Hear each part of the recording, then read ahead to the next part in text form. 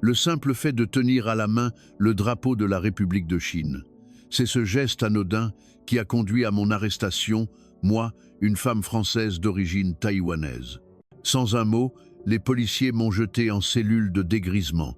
Ce qu'ils ignoraient, c'est que dans quelques jours à peine, je deviendrai leur supérieure, la nouvelle patronne du commissariat. Voici l'histoire d'une femme qu'ils ont menottée, sans savoir qu'elle serait bientôt la nouvelle commissaire divisionnaire de cette ville. Pour eux, je n'étais qu'une femme asiatique agitant un drapeau étrange. Mais ce jour-là, à Valfontaine, ils ont commis une erreur monumentale. Je m'appelle Camille Lin, j'ai 36 ans. Après de longues années comme commissaire à la prestigieuse police judiciaire de Paris, un milieu aussi fascinant que redoutable, j'ai été officiellement nommé à la tête du commissariat central de Valfontaine, une ville de taille moyenne en Provence.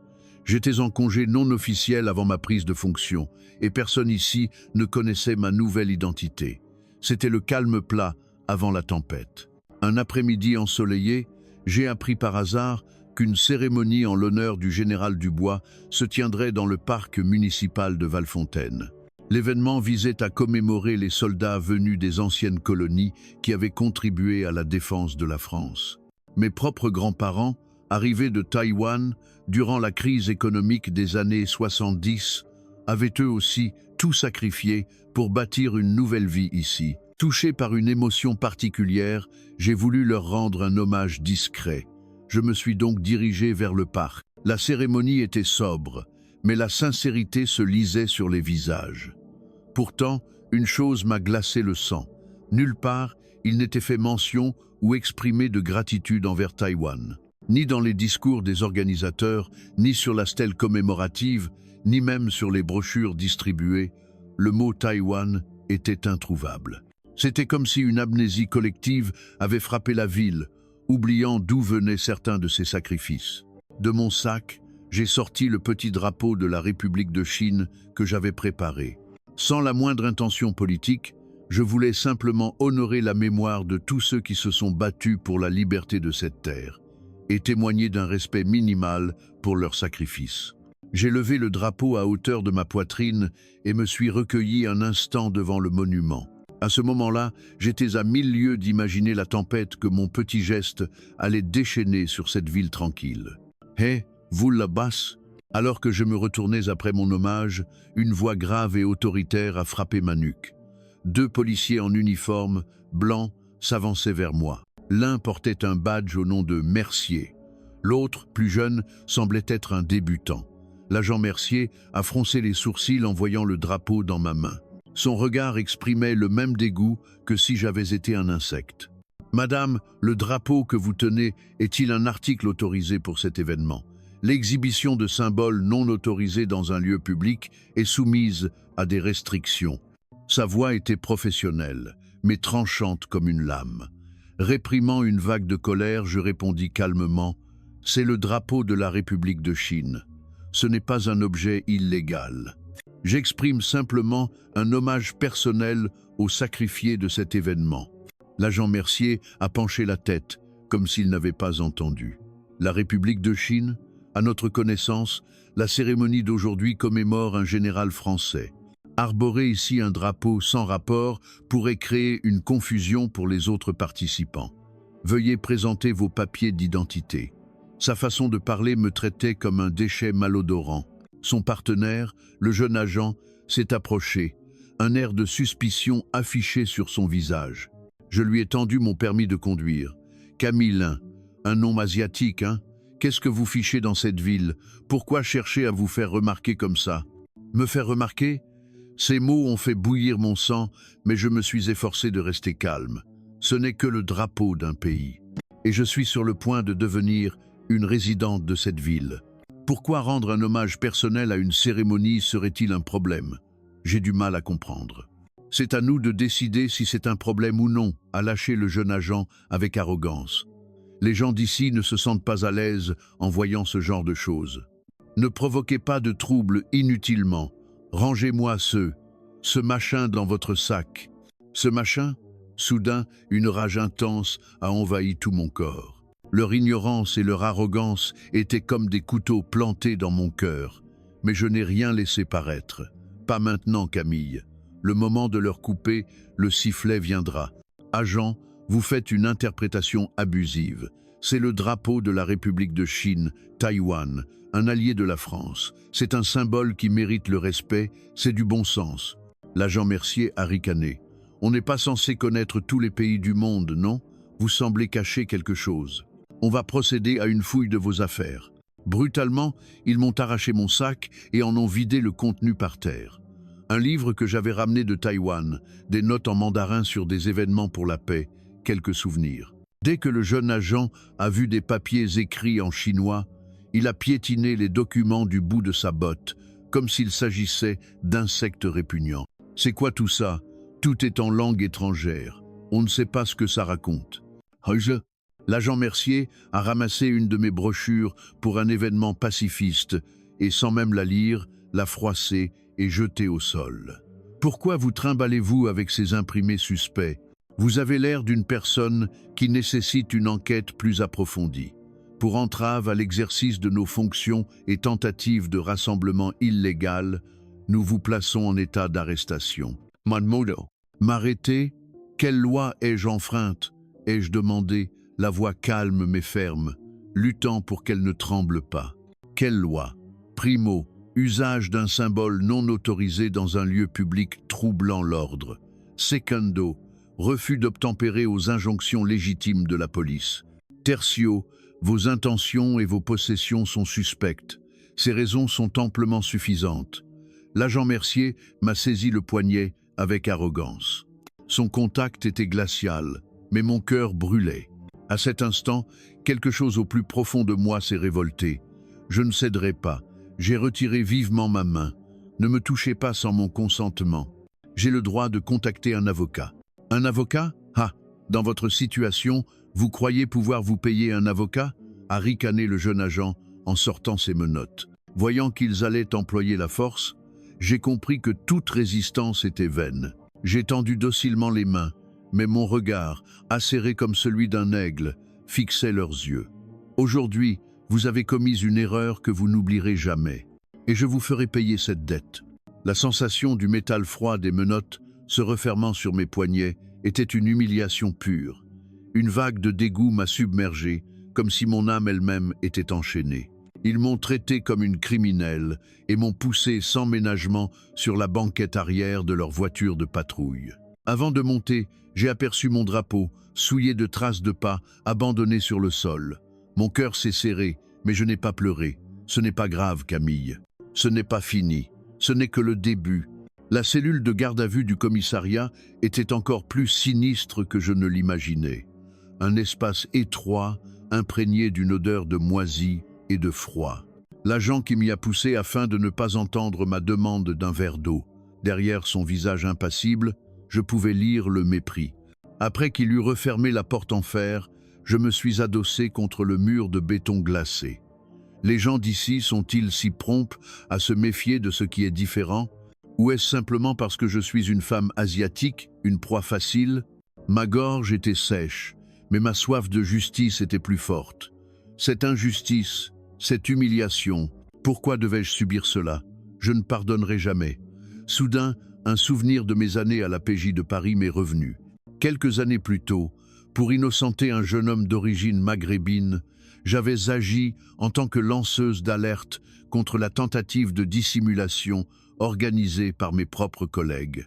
À l'époque aussi, j'étais seul, isolé, mais je n'avais pas abandonné. Plutôt que de me battre avec mes émotions, j'avais collecté des preuves, jour et nuit, et suivi les procédures légales. J'avais finalement réussi à prouver l'innocence du jeune homme et à faire sanctionner les responsables. Mais dans le processus, j'avais été étiquetée comme une traîtresse et j'avais perdu beaucoup. Malgré tout, je ne regrettais rien, car je croyais que c'était la bonne chose à faire. À l'époque, j'avais gardé le silence, ne ripostant qu'avec des preuves. Me remémorant cela, je pris une résolution. Fais de même cette fois. Ne te laisse pas détruire par l'humiliation et la colère du moment. Analyse la situation froidement et trouve la meilleure stratégie. Cette douleur aussi passera. Et cette fois encore, la justice sera de mon côté. Non, je ferai en sorte que la justice soit de mon côté. Un peu plus tard, Une policière est entrée pour une fouille corporelle. J'ai protesté, expliquant que mes affaires avaient déjà été inspectées au parc, mais elle a simplement répété que c'était la procédure. Le processus fut brutal et désagréable, délibérément humiliant. J'étais traité comme un objet, pas un être humain, simplement parce que j'étais une femme asiatique et plus précisément d'origine taïwanaise.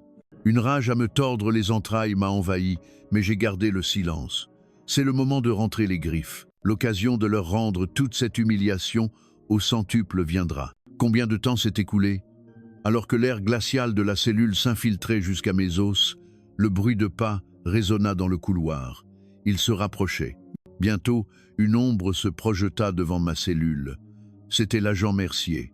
Les bras croisés, il me dévisageait comme une bête de foire. Un sourire nauséabond flottait sur ses lèvres. Alors, la dame asiatique, vous n'avez toujours pas compris la situation? Sa voix était lente, huileuse, mais chargée d'un sarcasme acéré. Je suis revenu spécialement pour vous donner une chance. À Valfontaine, vous croyez pouvoir tenir tête à la police et vous en sortir? Je l'ai fixé en silence. Mon regard sembla le déranger. Il s'approcha, tapotant les barreaux avec ses doigts. Écoutez, je vous parle gentiment. Vous voulez gâcher votre vie pour un bout de tissu? Dans votre pays, c'est peu, être quelque chose d'important, mais ici, ce n'est qu'un chiffon. Compris? Son haleine sentait le tabac bon marché et l'ignorance. J'ai eu envie de lui arracher cette langue arrogante. Mentalement, je l'ai déchiquetée des dizaines de fois, mais je suis restée silencieuse. C'était le moment de graver chaque mot sortant de sa bouche immonde dans ma mémoire. Toujours aussi têtu? Vous savez, vous les étrangers, surtout ceux dont on ne comprend pas la langue, vous êtes les pires. On ne sait jamais ce que vous manigancez. Il parlait avec l'assurance de celui qui croit avoir fait une grande découverte. Mais ne vous inquiétez pas, on vous a à l'œil. On a percé à jour vos petites combines. Il s'est penché pour croiser mon regard.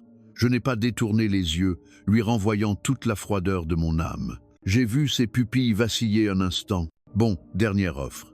Présentez vos excuses maintenant, reconnaissez votre erreur, signez une confession, et je parlerai personnellement au commissaire pour que vous obteniez une peine clémente. Si vous voulez continuer à vivre dans cette ville, c'est le choix le plus judicieux, non? C'est pour votre avenir que je dis ça. Il affichait une expression condescendante, comme s'il me faisait l'aumône.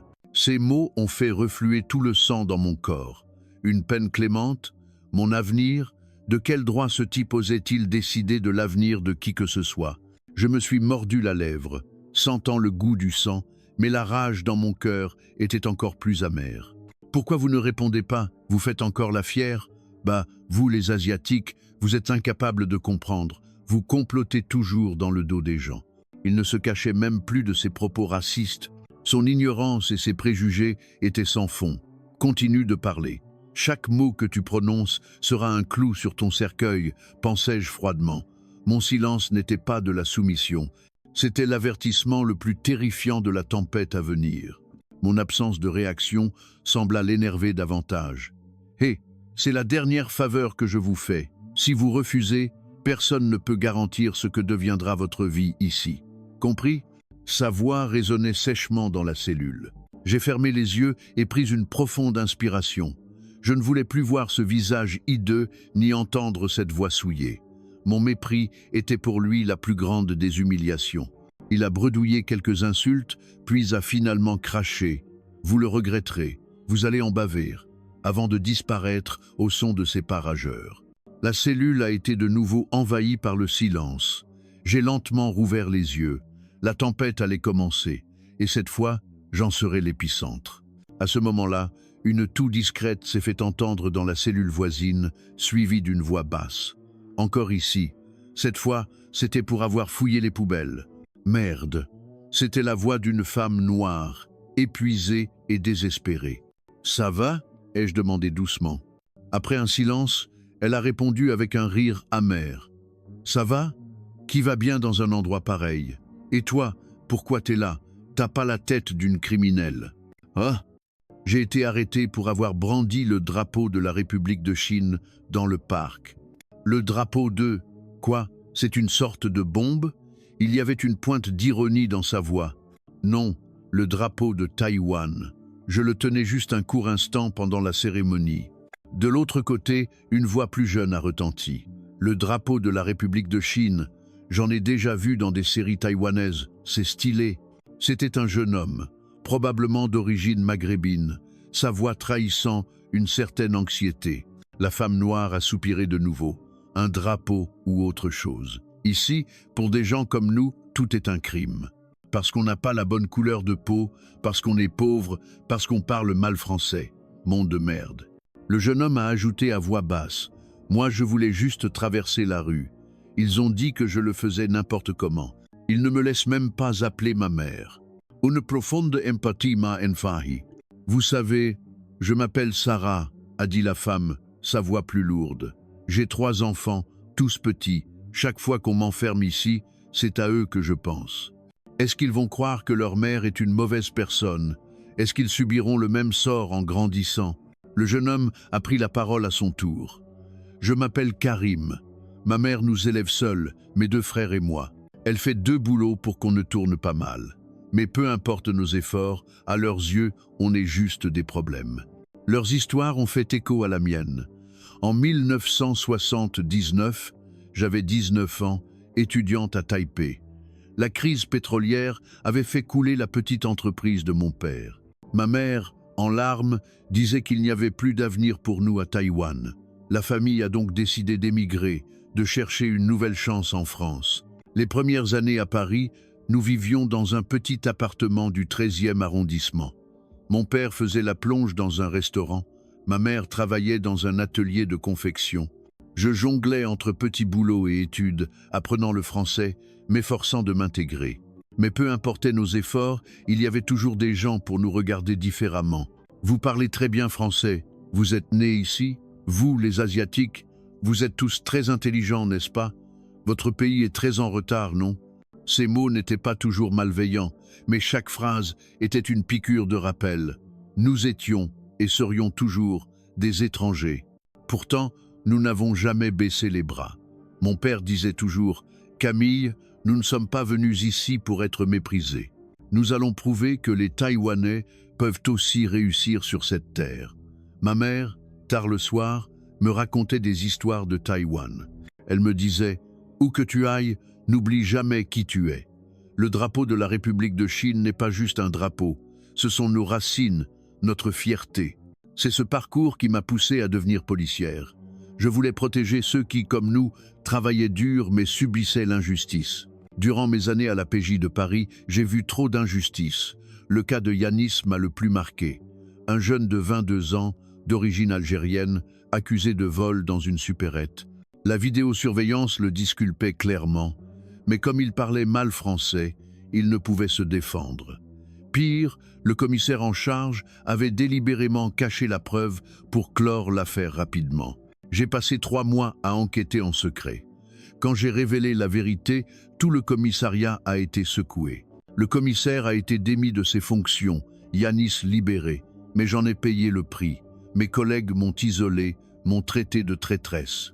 J'ai trouvé le mot balance écrit sur mon casier, mais je n'ai jamais regretté.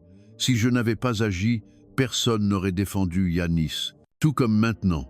Si je ne parle pas pour Sarah, pour Karim et pour tous ceux qui sont traités injustement, qui le fera? Sarah, Karim, dis-je doucement, aujourd'hui, nous souffrons ici, mais ce n'est pas la fin.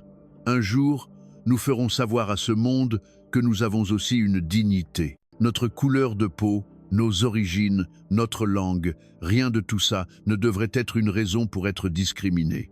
La voix de Sarah portait une lueur d'espoir. Tu y crois vraiment? J'y crois, dis-je fermement. Parce que le changement ne vient pas tout seul. Il faut que quelqu'un le pousse.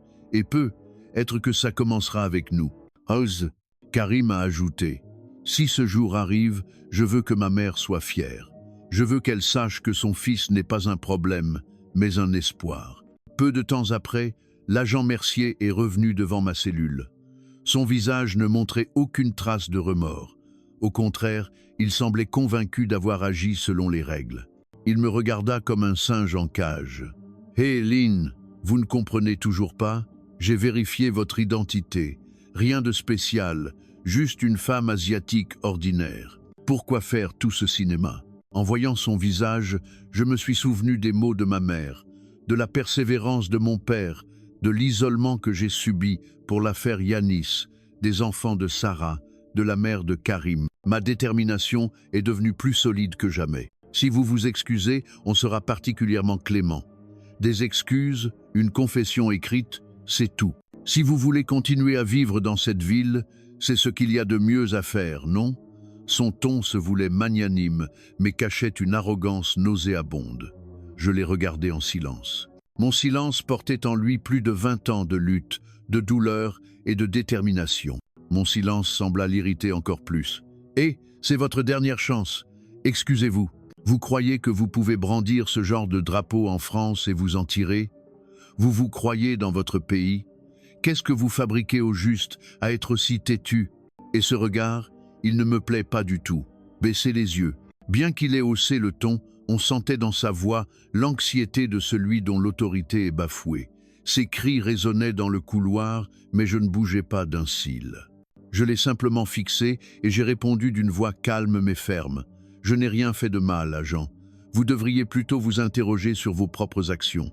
Agissez-vous pour le bien de tous les citoyens de Valfontaine ou selon vos préjugés personnels? Et ce regard, ces menaces, ce sont des intimidations caractérisées. Retenez bien ceci. En cet instant, je ne parle pas seulement pour moi. Je parle pour les 3 enfants de Sarah. Je parle pour la mère de Karim. Je parle pour mes parents. Je parle pour tous ceux qui ont un jour été traités injustement. » Ma réponse laissa Mercier sans voix un instant, puis il hurla. « Quoi? Moi, j'ai fait quelque chose de mal? Une personne comme vous ?» C'est à ce moment-là que des pas précipités se sont fait entendre au bout du couloir. Quelqu'un a appelé. « Mercier, Mercier, venez immédiatement dans le bureau du commissaire. » La voix était très agitée. Mercier, perplexe, a crié « Qu'est-ce qu'il y a? J'interroge une suspecte. » « Suspecte ou pas, laissez tomber. Venez vite, c'est très très important. » Mercier a quitté ma cellule, l'air contrarié. Un instant plus tard, le silence est retombé. Ça y est, le moment est venu. Ce pressentiment m'a envahi. Mais cette fois, j'étais prête. Pas seulement pour moi, mais pour tout le monde. Quelques minutes plus tard, plusieurs paires de pas ont résonné dans le couloir et se sont arrêtés devant ma cellule. J'ai lentement levé la tête. De l'autre côté des barreaux se tenait Mercier, le jeune agent, et un homme d'une 50aine d'années que je ne connaissais pas. Cet homme, en costume impeccable, avait une expression mêlée de confusion et d'incrédulité. C'était l'actuel commissaire de Valfontaine, James Fournier, celui à qui j'allais succéder. D'une voix tremblante, le commissaire Fournier a demandé à Mercier. « Agent Mercier, c'est vous qui avez enfermé cette dame ici ?» Mercier, toujours inconscient de la situation, a répondu avec assurance, convaincu de son bon jugement. « Oui, mon commissaire. Cette femme a tenté de troubler l'ordre public dans le parc avec un symbole non autorisé. Elle a refusé d'obtempérer aux injonctions de la police et ses affaires contenaient de nombreux documents en langue étrangère non identifiés. À tout ce point de vue, une enquête était nécessaire. C'est pourquoi je l'ai arrêtée. L'enquête est en cours. » Sa voix était pleine d'une certitude stupide. Le commissaire Fournier m'a regardé avec incrédulité, puis a parlé d'une voix lente, mais si ferme qu'elle a résonné dans tout le couloir. « Agent Mercier, et vous aussi le jeune, écoutez-moi bien. La femme que vous détenez illégalement et que vous insultez en ce moment même est la nouvelle commissaire divisionnaire de Valfontaine, officiellement nommée ce matin à la préfecture. Son nom est Camille Lin. Vous vous souvenez ? Cette jeune commissaire qui a dénoncé la corruption interne à la PJ de Paris il y a quelques années et obtenu un acquittement. Quand j'ai lu son histoire dans la presse, je me suis dit qu'une ville comme Valfontaine avait besoin de quelqu'un avec ce courage et cette force de caractère. C'est pourquoi je l'ai personnellement recommandée comme ma successeur. Et cette personne est juste là, devant vous. Son regard s'est posé un instant sur moi, puis est revenu sur Mercier, pétrifié. L'agent Mercier avait la bouche grande ouverte. Le jeune agent avait l'air sur le point de pleurer. Leur visage était devenu blême. Mercier a balbutié. « Cette Camille Lin, ce ne serait pas la fameuse. » Sa voix était brisée par la peur. Le commissaire Fournier a ordonné d'ouvrir la cellule. Avec un grincement, la porte s'est ouverte. Je suis sorti lentement, en silence. Puis, j'ai tendu mes poignets menottés vers le commissaire. Il a défait les menottes avec une précipitation presque paniquée. Son visage était marqué par un profond remords. Je me suis massé lentement les poignets, puis j'ai regardé tour à tour Mercier et le jeune agent, figés comme des statues de glace. Ils ont baissé la tête, incapables de soutenir mon regard. D'une voix basse mais dure comme l'acier, j'ai dit « Ordonnez immédiatement une enquête interne de l'IGPN sur tous les événements qui se sont produits ici aujourd'hui. Toutes les personnes impliquées, sans exception, seront interrogées. Commissaire Fournier, informez immédiatement la préfecture et le ministère de l'Intérieur de la situation. Faites-leur savoir que je prends officiellement mes fonctions. À partir d'aujourd'hui, la responsable de la sécurité de Valfontaine, c'est moi, Camille Lin. » Ma voix ne tremblait pas. Elle ne contenait ni colère ni tristesse, seulement la froideur et la détermination d'une lame aiguisée. Personne n'osait parler. Un silence de mort régnait dans le couloir. Le commissaire Fournier a hoché la tête, puis a ajouté doucement « Commissaire Lin, je vous en prie, ne laissez pas Valfontaine vous décevoir une seconde fois. » Sa voix était sincère. À ce moment-là, le jeune agent, complètement perdu, s'est approché avec mon sac, celui-là même qu'ils avaient vidé brutalement dans le parc. Le commissaire Fournier l'a pris avec une expression complexe et me l'a tendu. Ses yeux brillaient d'excuses. « Commissaire, voici vos affaires. Je suis vraiment confus. » J'ai ouvert mon sac en silence. À l'intérieur, c'était le chaos. Mon livre préféré, écorné et abîmé. Mes notes soigneusement organisées, déchirées et couvertes de poussière. Et puis, la chose qui m'a de nouveau poignardé le cœur en est sortie. Mon drapeau de la République de Chine, sale, piétiné, hideusement déchiré. D'une main calme mais tremblante, je l'ai brandi. Ce n'était pas un simple morceau de tissu. C'était mon identité, une valeur que j'étais prête à défendre de ma vie. J'ai regardé ceux qui m'avaient fait subir tout cela. Leurs yeux ne contenaient plus d'arrogance, seulement de la peur et du regret. Mais je ne ressentais aucune satisfaction, seulement une froide détermination. Ce n'était pas le début d'une vengeance, c'était le début de la justice. Ce qui s'est passé aujourd'hui sera le point de départ du changement pour cette ville, et je veillerai à ce que ce changement soit durable, réel et significatif. Ce qu'ils ignoraient, c'est que la véritable épreuve ne faisait que commencer. Mais cette fois, je serai du bon côté. Cette fois, la justice triompherait. Le lendemain matin, la grande salle de la mairie de Valfontaine était bondée de journalistes.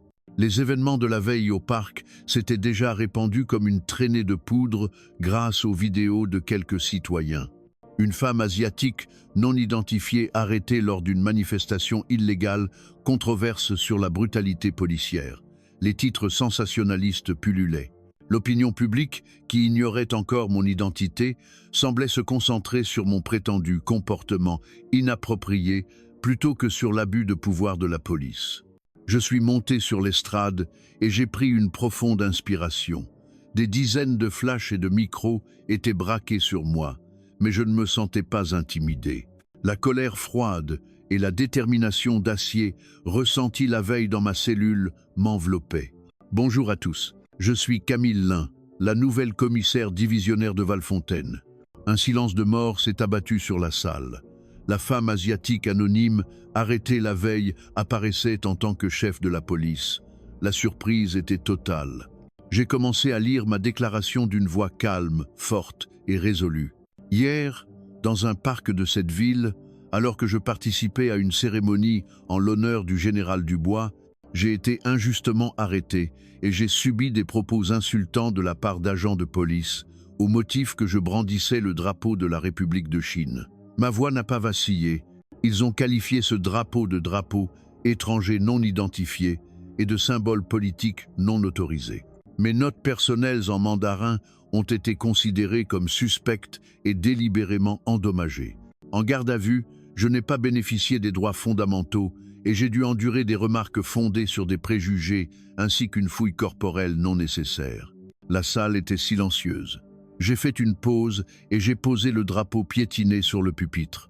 Mesdames et messieurs, voici le drapeau que je tenais hier. Comme vous pouvez le voir, il est endommagé.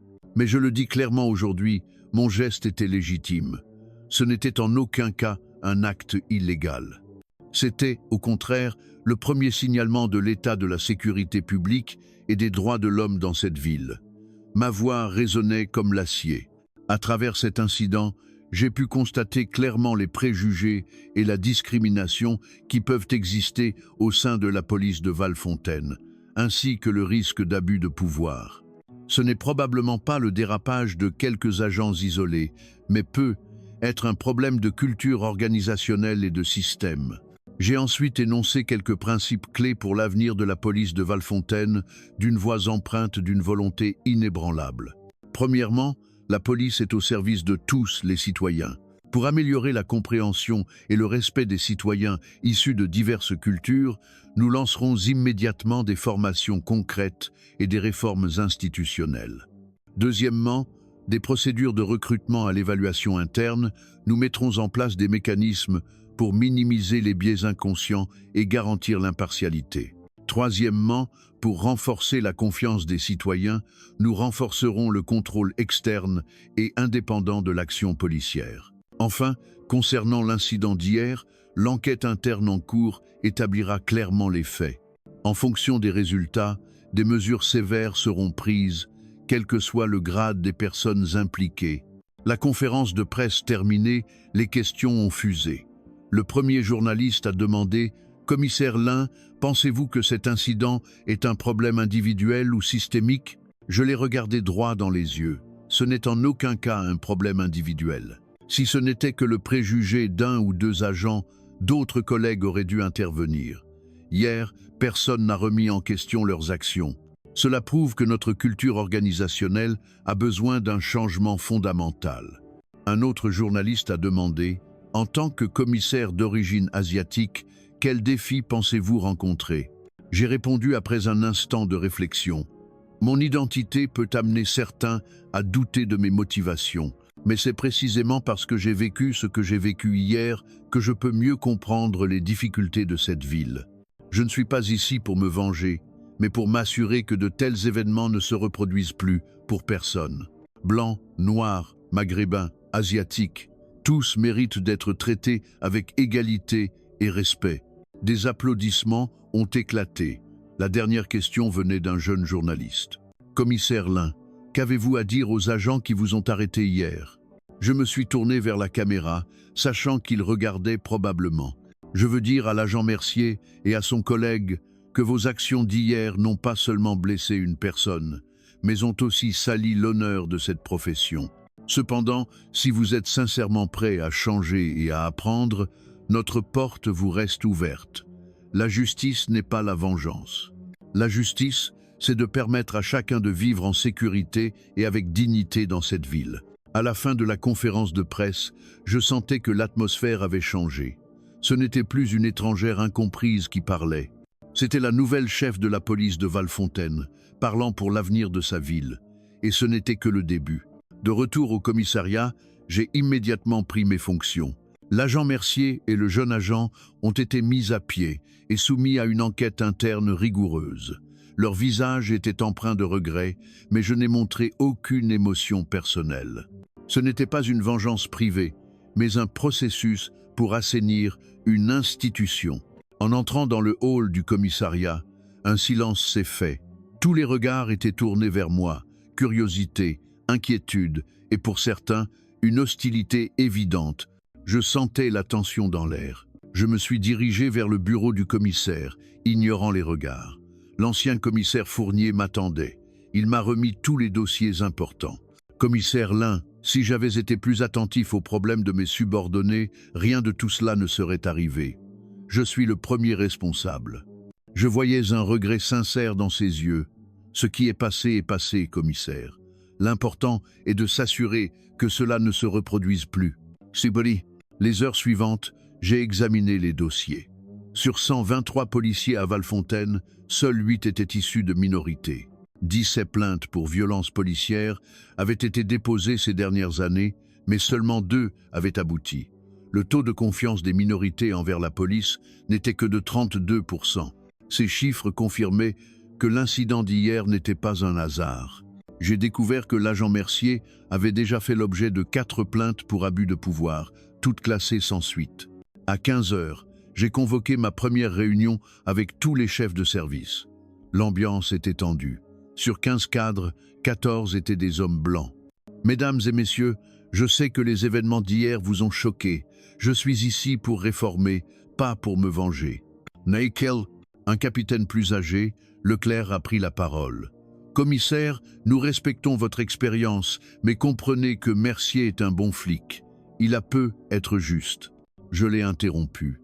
Capitaine Leclerc, un bon flic n'arrête pas illégalement une personne à cause de son origine ou du drapeau qu'elle tient. Si c'est votre définition d'un bon flic, alors nous devons effectivement la redéfinir. Le silence s'est alourdi. Un capitaine plus jeune, Bernard, a osé demander « Commissaire, dites-nous ce que vous attendez de nous. Comment pouvons-nous changer ?»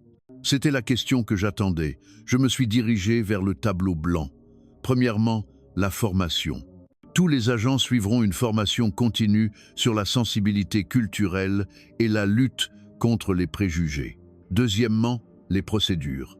Nous établirons des protocoles plus stricts. Chaque arrestation, chaque usage de la force devra être méticuleusement documenté et justifié. Troisièmement, la responsabilité. Tout manquement sera sévèrement sanctionné. La seule femme cadre, la lieutenant Dubois, a pris la parole. Commissaire, au nom des femmes policières, je tiens à vous exprimer notre soutien. Nous aussi, nous subissons souvent des injustices. Nous espérons que cette réforme rendra ce commissariat plus équitable pour tous. Je les remerciais chaleureusement. Après la réunion, le capitaine Bernard est resté. Commissaire, je dois avouer que j'ai honte. J'étais sur les lieux hier, j'ai tout vu. Je savais que Mercier avait tort, mais je n'ai pas eu le courage d'intervenir. Je l'ai regardé dans les yeux. Reconnaître son erreur est le premier pas. La question est, que ferez-vous la prochaine fois? J'interviendrai, a-t-il dit fermement. Je ferai ce qui est juste. Bien, j'ai besoin de policiers comme vous pour m'aider à mener cette réforme. La nuit tombée, seul dans mon bureau, je regardais la ville par la fenêtre. Je pensais à Sarah et Karim. J'ai appelé le poste de garde. Ici, le commissaire Lin. Pourriez-vous me donner des nouvelles des autres personnes en garde à vue la nuit dernière? 10 minutes plus tard, on me rappelait. Sarah Williams et Karim Rodriguez avaient été libérés, leurs affaires classées. J'ai poussé un soupir de soulagement. Mais je savais que sans mon cas, leur sort aurait pu être différent. Ma détermination n'en fut que renforcée. J'ai allumé mon ordinateur et commencé à rédiger ma première proposition de réforme officielle. Le combat serait long, mais j'étais prête. Quelques semaines plus tard, les résultats de l'enquête interne sont tombés. Les preuves étaient accablantes. Abus de pouvoir, discrimination raciale, tentative de dissimulation de preuves. L'agent Mercier a été révoqué de la police nationale.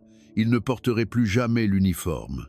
Le jeune agent Thomas a également été lourdement sanctionné et faisait face à des poursuites pénales. Lorsque j'ai lu la décision, Mercier, le visage blême, a tenté de se défendre. Commissaire, je ne faisais que mon travail. Je l'ai regardé froidement. Insulter un détenu en garde à vue, c'est faire son travail. Piétiner le drapeau d'un pays, c'est faire son travail. Utiliser des propos racistes, c'est faire son travail. Il n'a rien pu répondre. Le jeune Thomas, en larmes, a dit « Commissaire, je sais que j'ai eu tort. Je n'ai fait que suivre l'agent Mercier. Je pensais que… » Vous pensiez quoi? L'ai-je coupé. Que parce que j'étais une femme asiatique, vous pouviez m'insulter? Que parce que j'avais l'air d'une étrangère, je n'avais aucun droit? Non, commissaire, je regrette sincèrement. Je le regardais avec une pointe de pitié, mais la pitié ne remplace pas la justice. L'erreur a été commise, agent Thomas. Vous devez en assumer les conséquences. Après la réunion, le capitaine Bernard est venu me voir. Commissaire, je tiens à m'excuser de ne pas être intervenu. J'espère que vous nous aiderez à construire un meilleur commissariat, ai-je répondu. Les jours suivants, la nouvelle des sanctions a divisé la ville. J'ai reçu de nombreux messages, dont un de la femme de Mercier. Mon mari n'est pas un mauvais homme. Il a été influencé. Donnez-lui une seconde chance. Mon cœur s'est serré. Mais si nous cédons à la compassion qui défendra la prochaine victime, je lui ai répondu. Le véritable amour n'est pas le pardon inconditionnel, mais d'aider l'autre à devenir une meilleure personne. Ces règles et procédures qu'ils avaient tant invoquées étaient devenues le nœud coulant à leur cou. Cette décision a marqué un tournant. C'était le signal que la justice était enfin arrivée à Valfontaine. Depuis ma prise de fonction, beaucoup de choses ont commencé à changer. La sanction exemplaire de Mercier a envoyé un message fort. La discrimination ne serait plus tolérée. Bien sûr, tout n'a pas changé en un jour, mais lentement, les mentalités ont évolué. Les policiers sont devenus plus respectueux et les citoyens ont commencé à leur faire davantage confiance. 3 mois plus tard, j'ai lancé ma première grande réforme, des dialogues citoyens mensuels avec les différentes communautés de Valfontaine. La première a eu lieu dans le centre communautaire du quartier où vit Karim.